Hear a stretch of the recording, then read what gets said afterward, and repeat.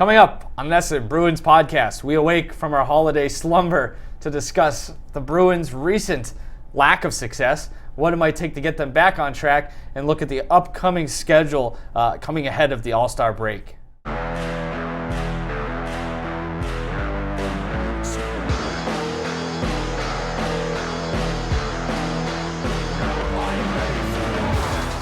Hello, welcome to the NESN Bruins podcast. I'm NESN.com's Mike Cole, joined, as always, by Logan Mullen. Logan, how are we? Good, Mike. Merry Christmas. Happy New Year. Happy New Year. Anything Happy Kwanzaa. else? Yep. Happy Hanukkah. An early Happy President's Day. Yeah, it was passed over MLK Day. MLK Day.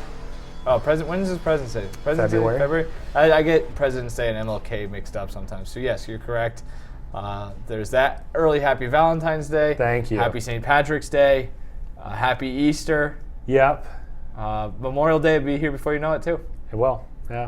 And when Memorial Day rolls around, it'll be time for the Stanley Cup Final, which maybe the Bruins will be playing in it, maybe they won't be. We are here to talk Bruins, not to preview every single holiday on the calendar. Power rank holidays. But it's been a while since we last met. The holidays and some scheduling issues have kind of got in our way. It's going to take a Herculean effort from us moving forward to continue to put out a splendid podcast, but I think we are up to the challenge. So let's just kind of check in on 2020 and as it pertains to the Bruins, who are, 4 games into the new year for the black and gold? Yeah, and I think the last time we left off, it was right before Christmas, and I think our main topic of conversation was, should the Bruins go after Ilya Kovalchuk? Sure, yeah. So, now a proud member of the Montreal Canadiens. Sure. So I don't even remember what the last game we discussed was. We might have gotten in here right before the Capitals game, in which that sounds right. The Bruins pasted Washington and then swept a home with Buffalo, and things looked great going into the new year.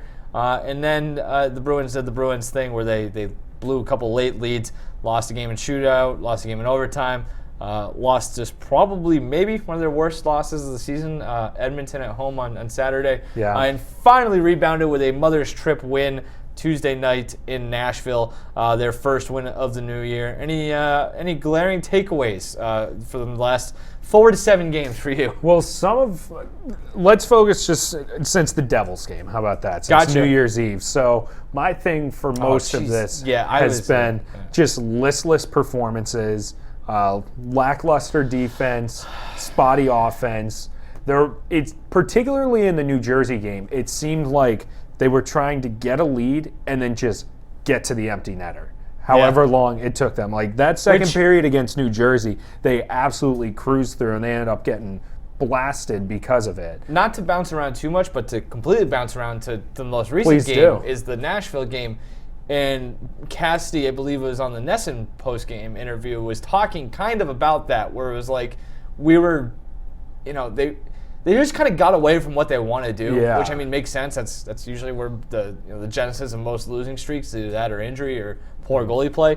But yeah, that's a good point by you, because I think that was something, and they had a team meeting recently that all kind of coincides with we just need to be better with the puck, better with our decision making, and just trust that everything else will follow that. You're right. Like that's the thing, is you score that early goal and just kind of get loosey goosey and try to just get to the end of the game, and that's. I don't know, maybe that's a hallmark of a veteran team with a lot more on their plate than wanting to play a New Year's Eve game on a 3 o'clock in New Jersey. Against a New Jersey team that fired their coach earlier in the month. Well, here's the thing, and I don't want to overstate this too much, but they've played a lot of careless hockey, I guess, for as successful as they've been. There have been, you think back to earlier in the season and how many times they kicked it into gear in the third period and managed to erase some deficits. That's great. It's a good skill to have, but that also overshadows the fact that there were a lot of times that defensively they did not play that well. They didn't control the puck well offensively in any of the 3 zones, but they managed to bail themselves out. Clearly, when that stopped happening, not only did they start conceding leads, but they also were unable to take them in some games. So I think it really was just a little bit of refocusing. That Oilers game was just an objectively bad performance. And okay, what was it? 2-1, 1-1 heading into the third period, and then they just got run out of the building that last 20 minutes. But it's that type of getting away from their game. And it sounds so simple, right? That's kind of a stupid thing to say, like, oh, they got away from their game. But it really isn't that deep, right? That's what I'm saying. Is like it's usually something that simple that's causing you. You watch the Nashville game, and it's like, wow, they're doing a much better job of clearing their own zone. Right. They're establishing the offensive zone and keeping the puck in there. It's like, well, go figure that they ended up walloping the Predators, who not short on issues of their own, but still, it was just a matter of getting back to the brand of hockey that brought them so much success in the first place. And they've got to figure it out now because, was it 7 games before the AllStar Break, and I think 6 of them are against playoff teams. When is the AllStar Break? Do you know off the top here? Oh, right after late January. Yeah, so they have, they have Winnipeg on Thursday night, and then a tough 3-game Metro road trip, going to New York, to Philly, and to Columbus. Home and home with Pittsburgh, and then the Golden Knights come in for the final game before the All-Star break. And then even after the All-Star break, you got a tough trip where you have to go to Winnipeg and Minnesota. So they're going to have their hands full over the next, some of those teams aren't great, but I mean, when you factor in the travel, they have the back-to-back Philly-Columbus is tough. Yeah, the only team there that's not in a playoff spot right now is Columbus, and they're still a good team. And they're capable. They're barely on the outside. Bruins should know that firsthand too after losing in overtime last week or earlier this week. I'm not even sure what week we're in. The second? Yeah, it was the second. So was that last week technically? Yes. Last Thursday. Sure, great. Awesome. I'm so messed up on my days. I mean, I'm just showing up. Yeah. Well, that's all you can do is just show up. So that's a good point. Is they kind of have to figure it out. I also wonder too if we're at a point where and this is, you and I kind of coming in here and being like, what are we going to talk about? I mean, obviously there's stuff to talk about, but just I think we've reached that point of the season where everybody has an eye on the All-Star break as one of those natural checkpoints of the season. And that's, I think, probably where you're going to find, especially with a veteran team, a team that expects to contend well into the spring, is that I don't want to give them the excuse of boredom, but I could understand why they would be bored or why they would be looking to cut corners even subconsciously, where it's kind of getting back to your point about, just getting in and getting out as quickly as you can or as easily as you can. And that's, if you're going up against desperate teams or you're going up against teams looking to get a signature win on the first half of the season or something like that, that's how you get knocked off by Jersey or even the Columbus. The way Columbus celebrated that overtime win at the Garden last week, you would have thought they won the Stanley Cup. So I think it's a tough time for a team like the Bruins. But that being said, that's not a great excuse. No, it's not, and they're going to be in a weird position too in March or so because March is they probably won't have the division locked up until. If they even do lock it up, I would imagine at this point it's probably not going to be until mid to late March because of the way that Tampa and Toronto have started playing. And you could probably make a case without actually hearing it from a Bruins player firsthand that when they got to that point back in whatever it was, November or December, when they had played so well that they could play 500 hockey the rest of the way and still get whatever it was, 93 points, 95 points, they probably did check out a little bit. It's hard to watch some of those games and think that they weren't just going through the motions. That's not really an option anymore. We're recording this Wednesday, and the Bruins have 2 games in hand on Tampa, and Tampa's only 7 points behind. Yeah, it's this, and like a couple of jackasses that we are a few months ago, we were like, well, the division's probably locked up. Not right? even a few months ago. A few weeks ago. Yeah, early December, maybe. So, and it's not, and I don't think anyone really saw this coming to the degree that it is, but that's, it's their bed and they kind of have to lay in it now, right? So, I mean, looking way ahead, this is whatever, but there's a stretch here where they play 12 of 17 games on the road from mid-February to mid-February to mid-March, late March, including a West Coast trip to the California swing. They have 2 California trips. And I was just looking at it too. This is something that I think it's easy to forget going into Thursday night's game, this number will be even more skewed because they're playing at home. But after Thursday, they will have played 26 road games and just 19, if my math is correct, 19 did I say road games? You did. They played 26 home games and 19 road games after Thursday night. So that's going to even out at some point, as the schedule is wont to do. So that's something to keep in mind. I think actually, if as we talk through it more, they're reaching a pretty critical point in their just a year, really, and kind of figure out what you are, what your identity is. And I think that's actually a credit to Cassidy for. I don't know if that was a called meeting or if that's just something. Yeah, he didn't really clarify that. Camouflaged as like a, just maybe a run-of-the-mill video gathering, and it turned into a meeting, or maybe the phrasing was. That's kind of what I picked up on. I figured that was probably what he was. But it's a nice job by him and the coaching staff to kind of refocus them, and maybe going to Nashville where you're taking on a team that has struggled lately, has just fired its coach. You have to go into that spot knowing that you're going to get a tough test there, and the Bruins responded as well as they could have. So I don't know. This is the ups and downs, the peaks and valleys of an 82 game season where you have to kind of find new ways to unlock your potential and your talent. So and I don't think it's far-fetched that they see the division lead by the time the AllStar break comes around. I think Tampa's won its last 8 straight. 8 in a row. And the Bruins it's a real murderer's row, their next 7 games leading up to the All-Star break. And while the performance against Nashville was nice and it snapped a 3-game losing streak that was preceded by a 3-game winning streak, they still, for the last month or so, have not been a particularly good team. No. This could sneak up on them. But at the same time, I could see it going the other way and them getting red hot because they're also fair.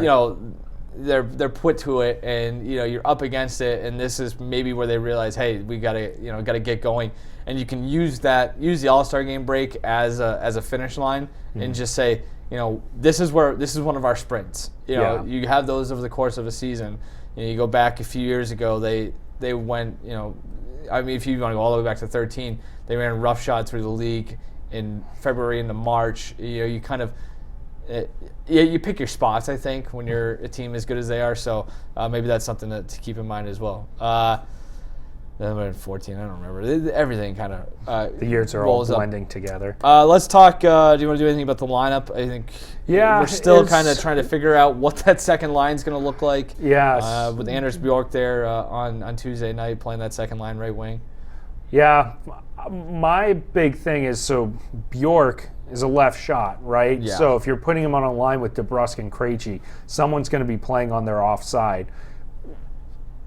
Anders Bjork playing on the right side early in his career, whether you want to chalk that up to him being younger or whatever you want to chalk it up to, he was not the same player that he is now, which he just so happens to be playing on his strong side for the most part in this most recent call-up, and that's what's made him a fixture in the lineup. So I didn't really understand the thought process of putting Bjork on the right and keeping DeBrusk on the left. They're both left shots. Someone's going to have to play on their offside. DeBrusk has done it better more often than Bjork has. It's been good there.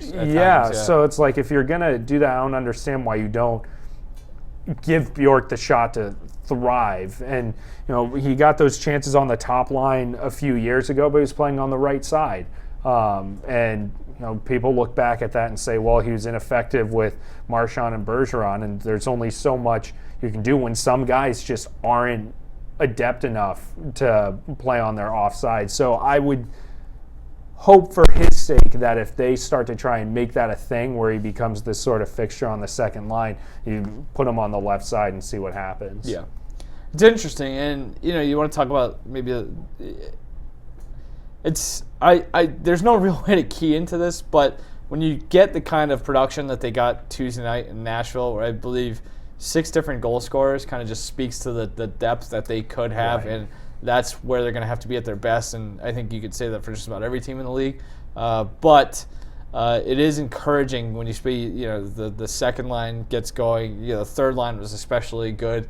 That's kind of where they're at right now, and maybe that's what they use the next few weeks to kind of try to unlock that potential. Because this is, I think, one of the things that is especially evident the last couple of weeks when they haven't been playing as well is you can't always count on the first line to provide you 80% of your scoring. And even when you do, there's no guarantee you're going to win because David Pastrnak continues to produce at a pretty ridiculous level. Yeah. Marchand's playing well, and it still hasn't kind of come to fruition. So they've got to figure that out, but I guess that's kind of broken record territory at this point. Yeah, well, and I would rather see them keep Coyle as the third line center because ideally, I've been thoroughly unimpressed with him as a winger, and then also when you take him off of that line, your third line becomes a disaster. Yep. Like they've been putting out those combinations that have been like Bjork, Parr, Lindholm, and Ritchie, or Bjork, Lindholm, and Heinen.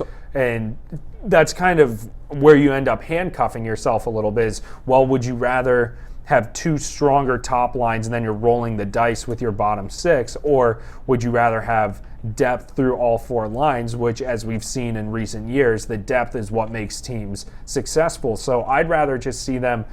You've already sandbagged David Krejci enough, right? So what's the worst thing that you're doing by putting Backes with him again, or putting Ritchie with him? Like, if that's all the choices that you have, at least you have a little bit of spread depth throughout the forward. This is one thing I was just thinking. I'd like to see Heinen's numbers this year with Coyle as opposed to playing with whoever else, because it seems like when he starts to find it offensively, it usually coincides with playing with Coyle. Yeah. And it's still streaky, but I guess that's to be expected. So Heinen with Coyle, you're very astute, Mike. His Corsi 4 is 52%. That's when they play together, and without Coyle, it's 42% for Heinen. So, which is even more telling when you consider how responsible of a player he is and how defensively minded it is. That not even he can carry some sort of combination of Bjork and Corrali or whatever. Right. Somewhat tough. Yeah. More goals for without Coyle, believe it or not, and fewer against. Then I was wrong about that. Yeah, but in terms of opportunities that they're creating, it should. I'd like to see at this point. I'd like to see Senyshyn get a shot because I think they could put Senyshyn on that second line, and there's at least some speed there, and you roll with the Bjork, Coyle, Heinen third line, because I think that's probably the best combination that they have. Yeah, that makes sense. For that group. Right. I mean, you just keep coming back to, God, if they had a second line winger that just solves everything, because then your top nine, or is that how you, whatever you want to call it, is as good as you're going to get across the league. But it's easier said than done. They must have been praying that the Hurricanes wouldn't get the Justin Williams deal done, because the Bruins were one of the teams rumored to be in on him. And played 82 games last season. I know he's 38. He's like 105 years old. Yeah, but he's still great playoff makeup, right? I mean, he's always played well in the postseason. And he had 53 points last year, something like that. That's impressive. Even if he has... I didn't realize he had that good of a number. Yeah, I think it was 23 goals, 30 assists last season. If they even got a fraction of that, then that would have been a major addition to that second line. And he's a natural right winger, too. Yeah, I mean you're swimming upstream though with his decision-making process. Right. It always seemed like it was going to be a bit of a long shot, but yeah, if you can find something like that. I mean, I think we talked about you were more into Kovalchuk than I was, but I think that's the Kovalchuk's looked okay too. Yeah, and those are the types of things that those are the types of players you're looking for in these situations. If you can find something, because like I said, you're right. Like that third line of Bjork, Coyle, and Heinen is their best one. Everything gets figured out in that second line, and you just throw darts on the fourth line or rotate whoever's healthy, and you're in a much better spot. Think of how much better of a team they were last year, particularly in the postseason when they had Heinen, Coyle, and Johansson playing together. Yes. Like that would have been a good second line. It was a great third line, and they matched up well against it was Bozak and David Perron on that line. I forget who else was there for St. Louis, but they played well against them. And if they don't figure that out, like just going way ahead now, they're not going nearly as deep as they did last year, because you're right. Like when that's your third line, that's matchup hell. Because especially, you're going up against second and third pairing, D-men too, and it's just you're putting guys in blenders, and that's what they were doing. And it's just everything, that depth is easily the most valuable commodity that they have going into that playoff run last year. They're in a more fortunate position this year because last year they had to fill both that wing position and they needed a third line center. They did a hell of a job doing it in hindsight. Yeah, they did a fantastic job doing it. This year it's really only that second or third line winger role that you need to figure out. Right, and if you don't even need, you don't need to go out and find, I was going to say 2015 version of Nathan Horton. Because Horton was a first line winger when he first came. Or not 15. My years are mixed up. Because he was at his height a first line winger, but if he's right, if they're playing on different lines. And that's where I think it also can reverse a little bit. Say they like Bjork on the second line, I think all of a sudden they become a lot more agreeable to playing Kuhlman or Senyshyn or someone like that on the third line. Sure, I guess. Right? You're probably willing to forgive the missteps a little bit more if they're a third liner than on the second. I would like to see them, though, unturn every stone possible as the deadline approaches, and we'll get into this a lot more as the deadline does near. But I think there's probably better options outside the organization that I'd like them to investigate first. There probably are. This is, again, you're running out of kicks at the can, and if you can make a deal and bring in a Johansson type, then I feel like I'd be a lot better, a lot more confident with that than any of those young guys you mentioned. Yeah, so. Those guys exist. Yeah, right, and those are usually the kinds of players that are available at the deadline too. You're not going to go out and get a superstar. Yeah, winger. Well, I think Bruins fans would be pretty disappointed if they expect a Rick Nash type splash. You can't afford it either. Right, for one, you can't afford it, but two, those guys don't grow on trees, right? Typically, it's someone like a Marcus Sweeney's going to be reticent to make a move like that after getting burned by. Because that's going to, the price to get that guy is going to be much higher, and he's not going to give up a first-round pick. Well, and that's why I thought they'd go harder after Kovalchuk and probably Justin Williams if the opportunity presented itself, because all you have to do is make cap space for them. Yeah. You don't have to move anything out. And it's not. It was when they signed Brian Giunta a couple of years ago. Brian Giunta was mostly a non-factor, but he was coming from the Olympics, so they just signed him as a free agent. And the cap space is very clearing that space is a very relative thing because it's not a lot. Yeah. They might not have any cap space at all because of long-term IR, because Miller's still buried. Yeah. So in order to do that, you're putting a guy like Richie or Lindholm or whoever on waivers. Can you trade a guy on a long-term IR? I don't think so, right? Even if you could, what team would do that? Well, maybe because Horton they moved, right? Yeah, right. So with a guy like Miller, if you package him with a prospect and or a pick, can you move him to clear out the cap space? I'm not sure. You know what I mean? You have to, obviously you can't just trade a guy who's not going to play, but he's a pending UFA, so you'd really have to make that worth a team's while. Which, again, is maybe that's a way to maneuver the cap to some extent, though, is that you give him a top prospect or a high draft pick, package him with that, say, you're basically just putting this on your books for 3 months and, we'll go from there. Yeah. I don't know. One thing I did want to hit on real quick, this is a bone I have to pick. I'm sick and tired of hearing all the talk about the Bruins. I've only lost 2 regulation games at home this year. Oh, yeah, you were griping about Get that out of on Twitter. here. I'm so sick of this. Win the games in regulation. And then this is the way I said it on Twitter. Right now they're 14-2-9. So that means they've played 25 home games. 14 of them they have won and left the ice as victors. 11 of them, which is almost 14, they've left as losers. I understand you get the loser point, and I understand the shootout is a gimmick and 3-on-3 is a gimmick, but for Christ's sakes, could you win a game in the third period and you won't have to deal with it? Let's not overstate how good they've been at home. Yeah, I feel like it got increasingly less overstated as they continued losing in overtime, and it pretty much just became that awful corner of Twitter that's Hardo Boston Twitter. I was Bruins still haven't lost in regulation or whatever. It's so, not to dismiss your point, because there are people that were this is one thing I want to talk about. Figure it out too at the same time when it comes to winning a game in overtime or the shootout. How is this? How? 9. I don't know.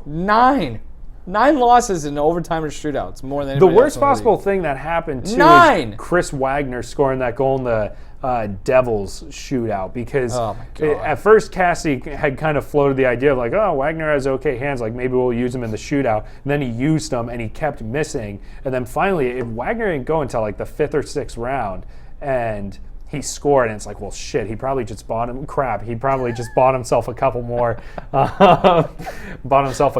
opportunities in the power play. Goodness me, in the shootout. All right, let's go. Now that the obscenities have been hurled. Yeah, good point. Yes, that Chris Wagner is not going to get you. But again, the easy retort is you don't have to shoot out in the playoffs, so whatever.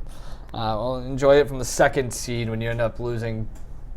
Yeah, right. 16 games at home in the it still shootout. Very much has an impact. And it has even more of an impact now that Tampa and Toronto are getting hot, and you might, because that's the thing, right? They're going to end up losing home ice, in the division. Right, because they left 9 points on the table.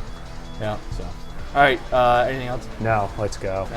We got to go rinse your mouth out. All right, I'm Mike, that's Logan. We will be back at some point next week to discuss the Bruins and everything related to them. Goodbye.